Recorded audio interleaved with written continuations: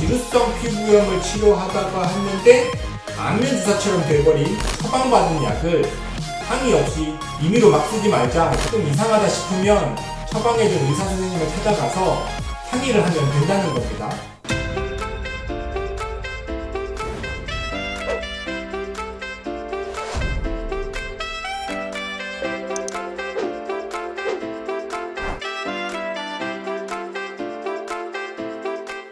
안녕하세요, 소리내 진료실입니다. 저희 병원에는 이제 안면홍조 환자분들도 많이 찾아주시는데요. 그런데 실은 그냥 단순하게 안면홍조나 열감이라고 하기에는 피부 자체가 좀 많이 손상되신 분들도 간혹 오십니다. 지루성 피부염이 심한 분들이나 혹은 이제 안면 주사가 생긴 환자분들이 그냥 나는 안면홍조야 이렇게 좀 가볍게 오셨는데 보니까 그게 아닌 경우인 거죠. 이렇게 지루성 피부염 환자분들이나 안면주사 환자분들을 보게 되면서 이런 관련 논문들도 같이 보고 있는데요. 오늘은 지루성 피부염을 치료하다가 했는데 안면주사처럼 돼버린 그런 사례를 이야기해드리려고 합니다. 외국의 사례이고요. 이 출처는 개요란을 참고해주세요. 36세 남성이 얼굴에 지루성 피부염이 생겨서 병원에 내원을 했습니다. 그래서 연고 2가지를 처방을 받았습니다. 그런데 이 환자분은 정말 특이하게도 연고 2가지 받은 거를 이렇게 두 군데 이렇게 발라줘야 되는데 오른쪽 볼과 왼쪽 볼에 각각 다른 거를 발랐다고 합니다. 그러니까 의사 선생님이 일부러 그렇게 시켰을 리는 없고 환자가 그냥 임의로 그랬다고 합니다. 왜 그랬냐고 하니까 어느 쪽이 좀 더 빨리 났는지 보려고 그랬다.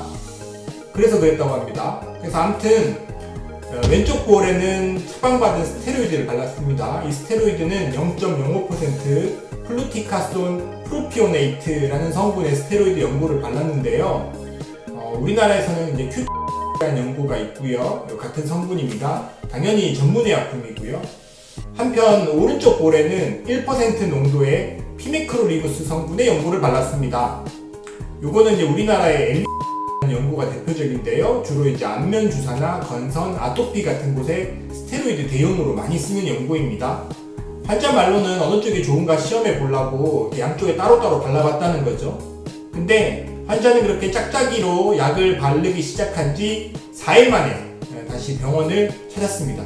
왜냐하면 오른쪽 볼이 빨갛게 되고 난리가 났거든요. 그래서 왼쪽 볼에 스테로이드 바른 쪽은 바르고 어쨌든 간에 원래 있었던 지루성 피부염이 많이 나아졌는데 오른쪽 볼은 빨갛게 되고 또 울긋불긋 염증이 막 터지면서 마치 안면 주사, 그 중에서도 구진 농포형 주사가 생긴 것처럼 되었다고 합니다. 다행히 이제 오른쪽 볼에 생겼던 그 피부염은 연고 끊고 한 7일 정도 지나니까 나았다고 합니다.